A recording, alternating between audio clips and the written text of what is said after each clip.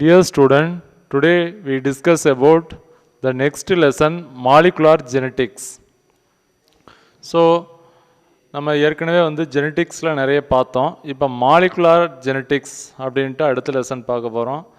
இந்த சாப்டரில் நம்ம என்னென்ன பார்க்க போகிறோம் அப்படின்னு பார்த்தீங்கன்னா, in this chapter we will discuss the structure of DNA. டிஎன்ஏவோட அமைப்பை பார்க்க போகிறோம். இட்ஸ் ரிப்ளிகேஷன், அதில் எப்படி ரிப்ளிகேஷன் நடக்குது, இரட்டித்தல் எப்படி நடக்குது அப்படின்னு பார்க்க போகிறோம். The process of making RNA from DNA, RNA from DNA, டிஎன்ஏலேருந்து எப்படி ஆர்என்ஏ வருது, டிரான்ஸ்கிரிப்ஷன் அப்படிங்கிற ஒரு ப்ராசஸை பார்க்க போகிறோம்.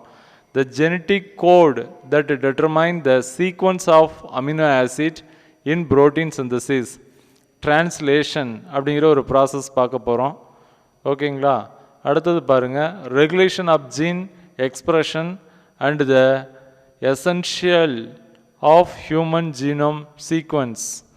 அதே மாதிரி நம்மளோட எக்ஸ்பிரஷன், ஜீன் எக்ஸ்பிரஷன் எப்படி இருக்குது, ஹியூமன் ஜீனோம் சீக்வன்ஸ், நம்மளோட பாடியில் ஜீனோம் சீக்வன்ஸ் எப்படி இருக்குது அப்படின்னு பார்க்க போகிறோம். இது ஒரு மாலிகுலார் ஸ்ட்ரக்சர். எல்லாமே இந்த செல் அப்படின்னு எடுத்திங்கனாவே நம்ம கண்ணில் பார்க்க முடியாது.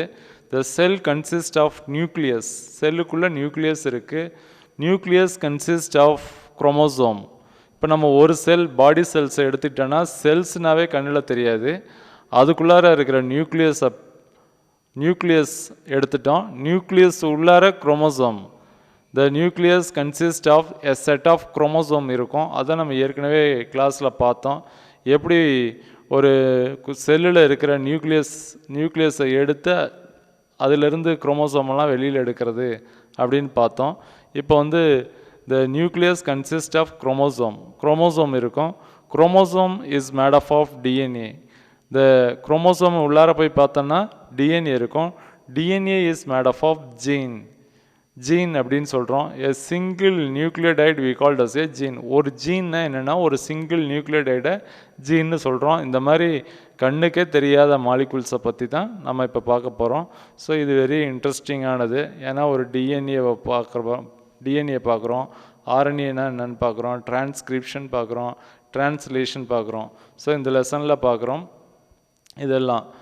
ஸோ நெக்ஸ்ட்டு பாருங்கள், Mendel theory dispelled the mystery of why traits seemed to appear and disappear magically from one generation to the next.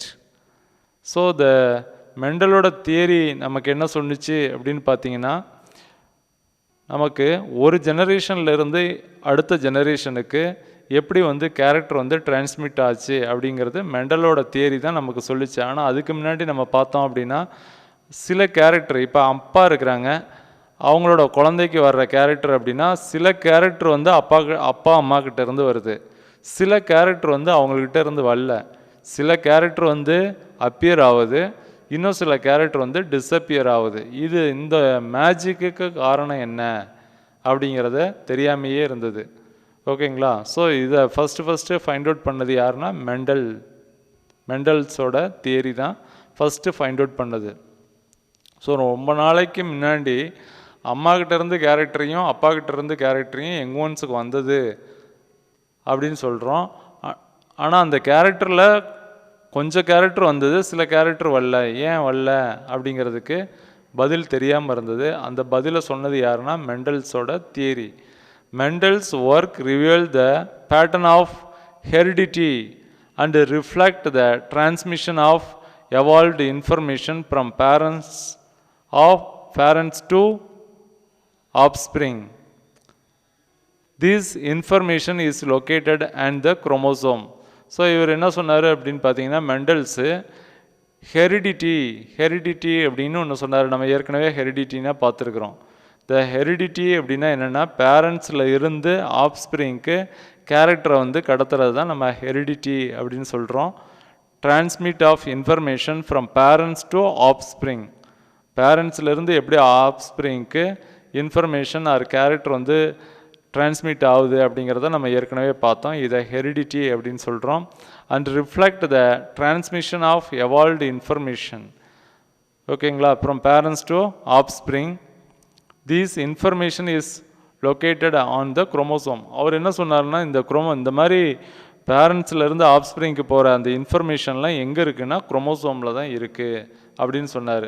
ஓகேங்களா? ஸோ ஃபஸ்ட்டு நமக்கு இதை பற்றி ஐடியா இல்லாத போதே அவர் மெண்டலை பற்றி நமக்கு ஏற்கனவே தெரியும். ஃபாதர் ஆஃப் ஜெனட்டிக்ஸ் அப்படின்னு சொல்கிறோம். ஸோ இவர் he did not use the word gene அப்படிங்கிற வார்த்தையை இவர் சொல்லலை. he used only the factor அப்படின்னு தான் சொன்னார். ஜீன்கிற வார்த்தை யூஸ் பண்ணல, ஃபேக்டர்னு சொன்னார். அதை நம்ம பின்னாடி பார்ப்போம். ஓகேங்களா?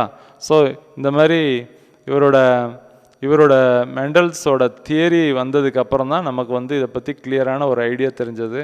அடுத்தது பாருங்கள், one of the most advanced realisation of the human knowledge was that our unique characteristics are encoded within the molecules of DNA.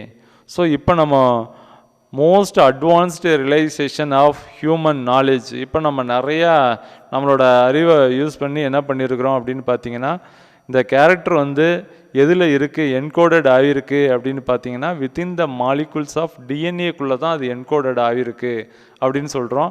நியூக்ளியஸ்குள்ளே chromosome இருக்குது. குரோமோசோம் உள்ளார பார்த்தீங்கன்னா டிஎன்ஏ அப்படின்னு இருக்குது. அந்த டிஎன்ஏவில் தான் இட் இஸ் என்கோடட். எப்படி கேரக்டர் ஒரு ஜெனரேஷன்லேருந்து அடுத்த ஜெனரேஷனுக்கு என்னென்ன கேரக்டர் போகணும் அப்படிங்கிறது என்கோடட் ஆகிருக்கு அப்படிங்கிறத ஃபைண்ட் அவுட் பண்ணது யாருன்னு அப்படின்னா மெண்டல்ஸு. அவர் சொன்னதில் டிஎன்ஏ இப்போ ரீசெண்டாக நம்ம ஃபைண்ட் அவுட் பண்ணதில் டிஎன்ஏ அப்படின்னு சொல்கிறோம். ஆனால் மெண்டல் ஃபேக்டர் அப்படின்னு சொன்னார். ஓகேங்களா? நெக்ஸ்ட் பாருங்கள், த Discovery the DNA is the genetic material left several generation unanswered. The discovery the DNA is the genetic material left several question unanswered. So the DNA genetic மெட்டீரியல்ஸ்னு பார்த்தோம். ஆனால் நிறைய இதுக்கு அதை ஆன்சர் பண்ணலை. என்ன ஆன்சர் அப்படின்னு பார்க்குறோம், ஆன்சர் பண்ணலை. How is the information in DNA used? இந்த டிஎன்ஏவில் எப்படி இந்த இன்ஃபர்மேஷன்லாம் இருக்குது அப்படின்னு பார்த்தீங்கன்னா, இப்போ என்ன சொல்கிறாங்கன்னா, scientist now known that DNA direct the construction of protein. இப்போ என்ன சொல்கிறாங்கன்னா, இப்போ தெரிஞ்சிருச்சு சயின்டிஸ்ட்டுக்கெலாம் டிஎன்ஏ தான் ஒரு புரோட்டீனுக்கு காரணம். ஒரு புரோட்டீனை உருவாக்குறதுக்கு காரணம் டிஎன்ஏ. அந்த டிஎன்ஏல என்ன இருக்கும் அப்படின்னா ஜீன் இருக்குது. ஜீன் மெசேஜை கொடுத்து அந்த டிஎன்ஏவை அந்த புரோட்டீனை உருவாக்குது அப்படிங்கிறத சொல்கிறாங்க. So scientist now known that DNA direct the construction of protein அப்படின்ட்டு சொல்லிட்டாங்க. ஓகேங்களா? நெக்ஸ்ட் ஒன் பாருங்கள், protein determine the shape of cells and the rate of chemical reaction. இந்த புரோட்டீனோட வேலை என்னன்னு பார்த்தீங்கன்னா, ஒரு செல்லுக்கு ஷேப்பை கொடுக்குது, என்ன வடிவத்தில் இருக்கணும் அப்படிங்கிறதையும் அது சொல்லிடுறது. And rate of chemical reaction, அதுக்குள்ளே நடக்கிற கெமிக்கல் ரியாக்ஷன்லாம் கண்ட்ரோல் பண்ணுறது என்னன்னு பார்த்தீங்கன்னா protein. such as those that occur during metabolism and photosynthesis. இந்த மாதிரி இது ஃபோட்டோசிந்தசிஸ் நடக்கிறதையும் மெட்டபாலிசம் நடக்கிறதையும் இது கண்டிப்பாக இதுதான் டெட்டர்மைன் பண்ணுது. such as those that occur during metabolism நடக்கும்போதும் ஃபோட்டோசிந்தசிஸ் நடக்கும்போதும் அதோட வேலையை செய்யுது. The hereditary nature of every living organism is determined by its genome. So இப்போ நம்ம ஹெரிடிட்டி அப்படின்னு சொல்கிறோம், ஒரு ஜெனரேஷன்லேருந்து அடுத்த ஜெனரேஷனுக்கு கேரக்டரை கொண்டு வர்றது அப்படின்னு பார்த்தீங்கன்னா, every living organism is define by its genome அப்படின்னு சொல்கிறோம். ஒரு ஜீனோம், ஒரு குரூப் ஆஃப் ஜீனோம் தான் இதுக்கெல்லாம் காரணம், ஒரு கேரக்டருக்கு காரணம் அப்படின்னு சொல்கிறோம். which consist of a long sequence of nucleic acid that provide the information needed to construct the organism. இப்போ நம்மளோட டிஎன்ஏவை எடுத்து பார்த்தோன்னா அதில் நிறைய நியூக்ளியோடைடு ஒன் பை ஒன்னாக அரேஞ்ச் ஆகியிருக்கும். ஓகேங்களா? இந்த மாதிரி அரேஞ்ச் ஆகி இருக்கிறது எல்லாமே நம்மக்கிட்ட இருக்கிற இன்ஃபர்மேஷன். இந்த இன்ஃபர்மேஷன் தான் ஒரு ஜெனரேஷன்லேருந்து அடுத்த ஜெனரேஷனுக்கு போகுது. அது சீக்வன்ஸ் ஆஃப் நியூக்ளிக் ஆசிட். ஓகேங்களா? That provide the information needed to construct the organism. ஒரு ஆர்கானிசத்தை எப்படி உருவாக்கணும் அப்படிங்கிறதும் எதில் இருக்குன்னா அந்த ஜீனில் தான் இருக்குது. ஜீன் ரொம்ப முக்கியமான ஒன்று அப்படின்னு பார்த்தீங்கன்னா, இதுதான் பேரண்ட்ஸ்லேருந்து ஆஃப்ஸ்ப்ரிங்க்கு கேரக்டரை கேரி பண்ணி எடுத்துகிட்டு போகுது. ஸோ இது டிஎன்ஏல இருக்குது. இதுதான் ஒரு அனிமல்ஸ் வந்து எந்த மாதிரி கன்ஸ்ட்ரக்ட் ஆகணும் அப்படிங்கிறதையும் டெட்டர்மைன் பண்ணுது. ஓகேங்களா? ஸோ நெக்ஸ்ட் ஒன் பாருங்கள். The genome contain the complete set of hereditary information for any organism. ஒரு ஜீனோம் அப்படின்னு பார்த்தீங்கன்னா அதில் complete set of hereditary information. ஹெரிடிட்ரினா நமக்கு தெரியும், ஒரு ஜெனரேஷன்லேருந்து அடுத்த ஜெனரேஷனுக்கு போகக்கூடிய இன்ஃபர்மேஷன் எல்லாம் எதில் இருக்குன்னா ஒரு ஜீனோமாக இருக்கும். Genome contain the complete set of hereditary information for any organism. எந்த ஆர்கானிசமாக இருந்தாலும் அது இருக்கும். The genome may be divided into a number of different nucleic acid molecules. ஒரு ஜீனோத்தில் பார்த்தீங்கன்னா ஒரு genome may be divided into number of different nucleic acid molecules இருக்கும். நியூக்ளிக் ஆசிட் மாலிகூல்ஸ் வந்து டிஃப்ரெண்ட்டாக இருக்கும், அதில் டிஃப்ரெண்ட்டாக இருக்கும் அப்படின்ட்டு பார்க்குறோம். Each of the nucleic acid molecules may contain large number of genes. ஒவ்வொரு each of the nucleic acid molecules may contain large number of genes இருக்கும். அதில் ஒரு நியூக்ளிக் ஆசிட்னா அதில் நிறைய ஜீன்ஸ் இருக்குது. Single nucleotide we called as a ஜீன்னு சொல்கிறோம். நியூக்ளிக் ஆசிட் எடுத்துட்டோமா அதில் நிறைய ஜீன் இருக்கும். Each gene is a sequence within the nucleic acid that represent a single protein. So இதில் பார்த்தீங்கன்னா ஒரு சிங்கிள் புரோட்டீனை உண்டு பண்ணோம். Each gene is a sequence within the nucleic acid that represent a single protein. ஒரு single புரோட்டீனை உருவாக்கும் நம்ம பாடியில். இந்த புரோட்டீன் சிந்தசிஸ் அப்படிங்கிறது ரொம்ப முக்கியமானது. இதுக்கு ஜீன் எல்லாம் சேர்ந்து தான் இன்ஃபர்மேஷனை கொடுக்குது. அதை வச்சு ஒரு புரோட்டீன் உண்டாகுது. ஸோ இதில் பார்த்தீங்கன்னா ஒரு இன்ட்ரொடக்ஷன். இந்த இன்ட்ரொடக்ஷனில் நமக்கு என்ன மெயினாக தெரியணும் அப்படின்னு பார்த்தீங்கன்னா மெண்டல்ஸோட தியரி. இந்த மெண்டல்ஸோட தியரி தான் நமக்கு வந்து என்ன சொல்லுதுன்னா, சில கேரக்டரு ஒரு பேரண்ட்ஸ்லேருந்து அடுத்த ஒரு ஜெனரேஷன்லேருந்து அடுத்த ஜெனரேஷனுக்கு போகுது, சிலது வந்து மறைஞ்சிருது. அதுக்கு என்ன காரணம் அப்படின்னு பார்த்தீங்கன்னா அதை வந்து எக்ஸ்பிளனேஷன் கொடுத்தது யாருன்னா மெண்டலோட தியரி. ஓகேங்களா? நெக்ஸ்ட் ஒன் பாருங்கள். மெண்டல் ஒர்க் அப்படின்னு பார்த்தீங்கன்னா இவர் வந்து இவரோட மெண்டலியன் ஃபேக்டர். ஸோ அவர் வந்து ஒரு அமைப்பை சொல்லியிருக்காரு இந்த மாதிரி. அதிலிருந்து தான் நமக்கு ஹெரிடிட்டி அந்த பிரகாரம் தான் நமக்கு போகுது அப்படிங்கிறத மெண்டல் வந்து எக்ஸ்பிளைன் பண்ணியிருக்கிறாரு. ஸோ இவரை நமக்கு தெரியும் ஃபாதர் ஆஃப் ஜெனட்டிக்ஸ் அப்படின்னு சொல்கிறோம். ஓகேங்களா? ஸோ இது எல்லாமே இன்ட்ரொடக்ஷன். ஜஸ்ட்டு இதை கோத்ரூ பண்ணிக்கிங்க. இதில் 1 மார்க் கேட்கலாம். இதில் நிறைய இன்ஃபர்மேஷன் இருக்குது. ஸோ அடுத்தது நம்ம லெசனுக்குள்ளே வரப்போகிறோம். Gene as the functional unit of inheritance. So இது வெரி இம்பார்ட்டன்ட். த ஃபர்ஸ்ட் லைனே பார்த்தீங்கன்னா gene is the basic physical and functional unit of heredity. The unit of heredity அப்படின்னு கூட கேட்பாங்க. ஓகேங்களா? ஜீன் த ஹெரிடிட்டி ஆகிறதோட யூனிட் என்ன அப்படின்னு பார்த்தீங்கன்னா ஜீன் தான். ஸோ இந்த ஃபர்ஸ்ட் லைனை கேட்கலாம். A gene is the basic physical and functional unit of heredity அப்படின்னு கேட்கலாம். ஓகேங்களா? The concept of the gene was first explained by Gregor Mendel in 1860s.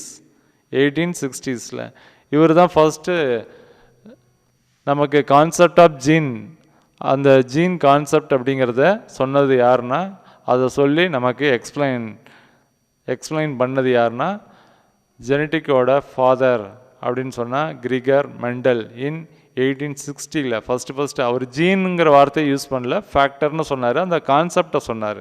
ஓகேங்களா? இங்கே பாருங்கள், நெக்ஸ்ட் லைன் ரொம்ப இம்பார்ட்டன்ட், இதை நல்லா அண்டர்லைன் பண்ணி வச்சுக்கோங்க. He never used the term ஜீன்கிற வார்த்தையை அவர் யூஸ் பண்ணவே இல்லை. ஓகேங்களா? He called it's factor. Very important. ஓகேங்களா? இது வெரி இம்பார்ட்டன்ட். இது நீட்டில் கூட கேட்கலாம், கொஞ்சம் நல்லா பார்த்துங்க. அதாவது கிரிகர் மெண்டல் வந்து ஜீன்கிற வார்த்தையை அவர் யூஸ் பண்ணாரா?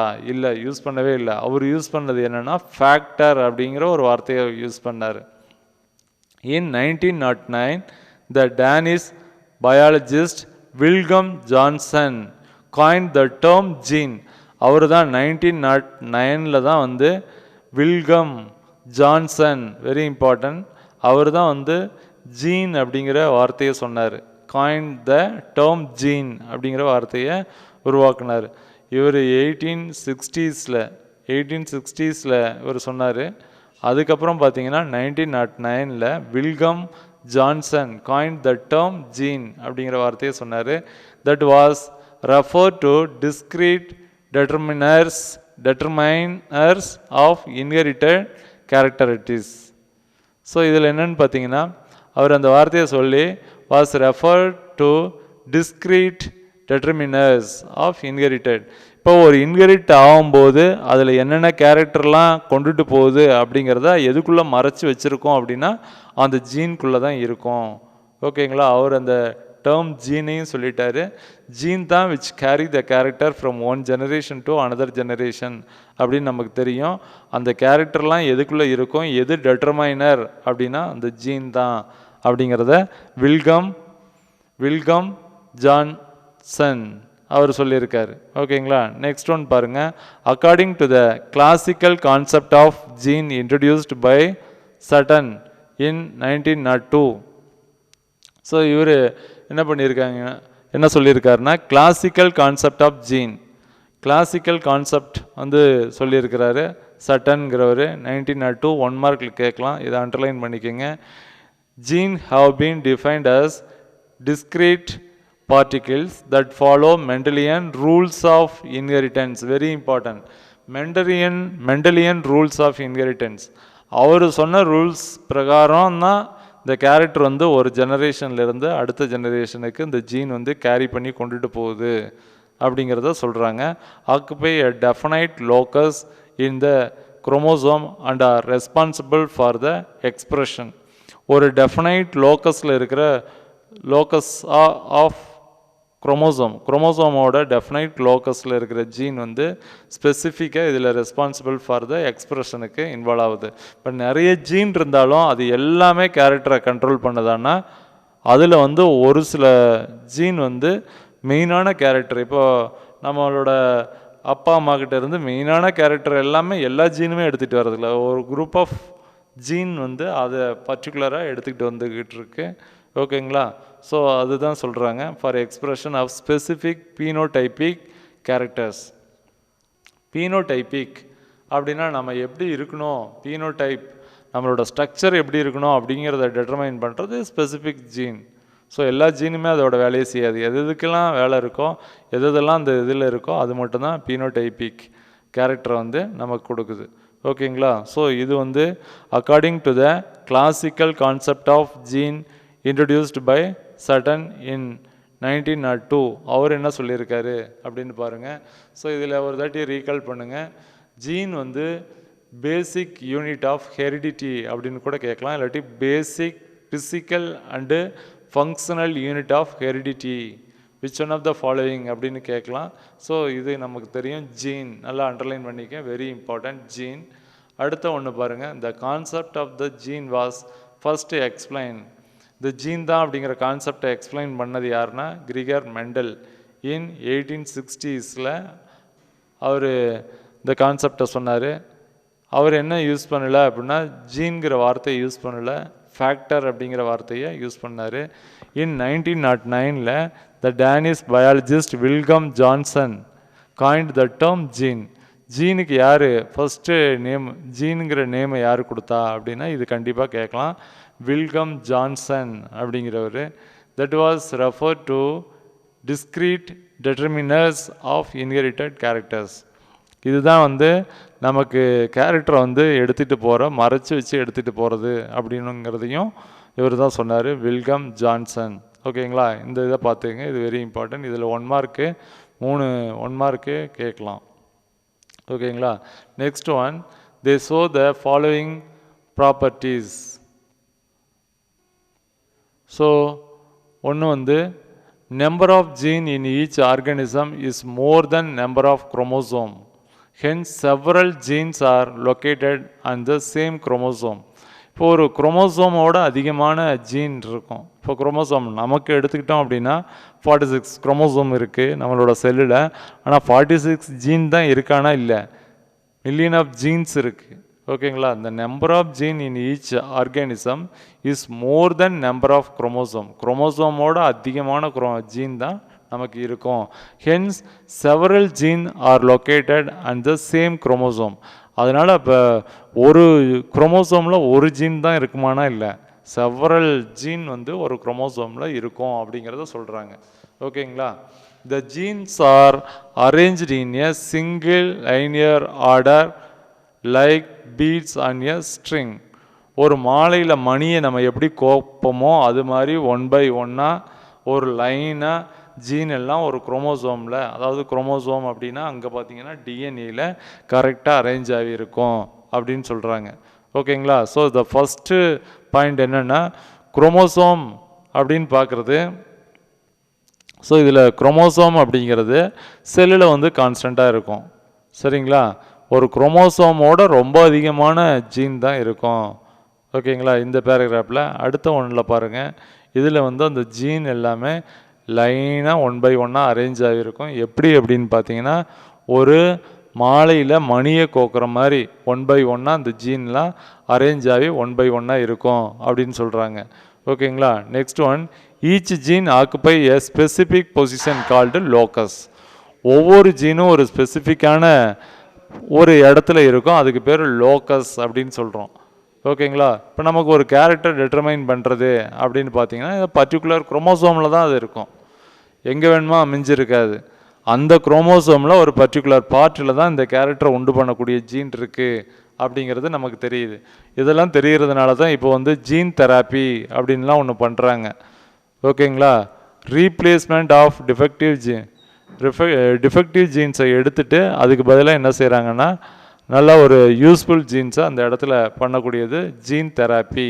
இப்போ நம்ம ஹீமோதெராப்பி மாதிரி ஜீன் தெராப்பிலாம் இப்போ பண்ண ஆரம்பிச்சிட்டாங்க. ஓகேங்களா? எங்கெல்லாம் டிஃபெக்டிவ் ஜீன்ஸ் இருக்கோ அதை வெளியில் எடுத்துகிட்டு அதுக்கு பதிலாக ஒரு யூஸ்ஃபுல் ஜீன்ஸை வந்து உள்ளார இன்சர்ட் பண்ணுறாங்க. இது ஜீன் தெராப்பி அப்படின்னு சொல்கிறோம். ஓகேங்களா? இதில் பாருங்கள், each gene occupy a specific position called locus. ஒவ்வொரு ஜீனுமே ஒரு குறிப்பிட்ட இடத்துல குரோமோசோமில் ஒரு குறிப்பிட்ட இடத்துல இருக்கும், அது லோக்கஸ் அப்படின்னு சொல்கிறோம். ஓகேங்களா? Next one, gene may exist in several alternate form called allele.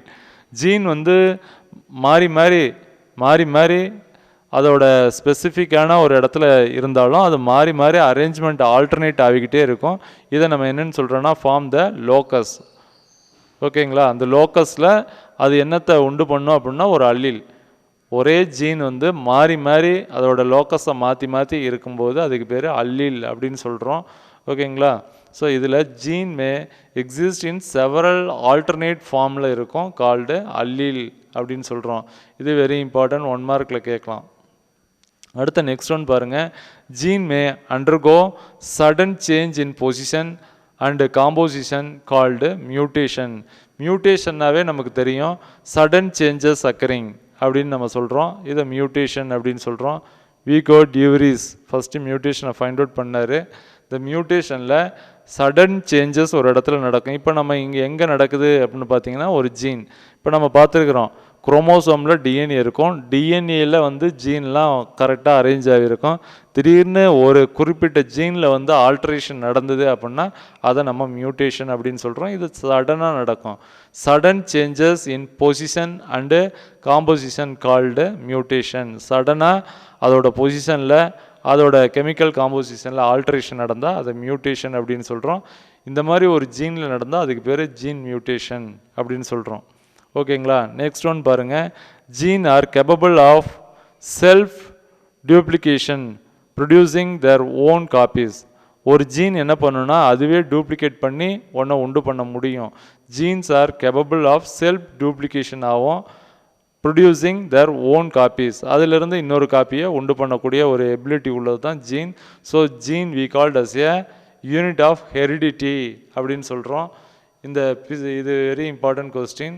இது எப்படி கேட்கலான்னா, a gene is the basic physical and functional unit of ஹெரிடிட்டியை வந்து which one of the following we called as a basic physical and functional unit of heredity gene. இது very important question. ஓகேங்களா? So அடுத்தது இந்த name பார்த்துக்குங்க, Gregor Mendel. அடுத்த next one வந்து Wilhelm Johnson. ஓகேங்களா? இவர் தான் வந்து ஜீனுக்கு நேமை கொடுத்தது ஃபஸ்ட்டு. ஆனால் நமக்கு தெரியும் மெண்டல் வந்து என்ன யூஸ் பண்ணார், ஃபேக்டருங்கிற வார்த்தையை யூஸ் பண்ணார். இவர் ஜீன் அப்படிங்கிற வார்த்தையை கொடுத்தது யாருன்னா வில்கம் ஜான்சன். ஓகேங்களா. அடுத்தது நெக்ஸ்ட் ஒன் பார்த்தீங்கன்னா இதில் கிளாசிக்கல் கான்செப்ட் வெரி இம்பார்ட்டன்ட். இது யார் சொன்னா, சட்டன் 1902. இது வெரி இம்பார்ட்டன்ட். அவரோட என்ன சொன்னார் அப்படிங்கிறது இந்த பேராகிராஃபில் ஏற்கனவே பார்த்தோம். இதை நல்லா பார்த்துக்குங்க. அடுத்தது இந்த இதெல்லாம் ஒன் பை ஒன்னாக நல்லா பார்த்துக்குங்க.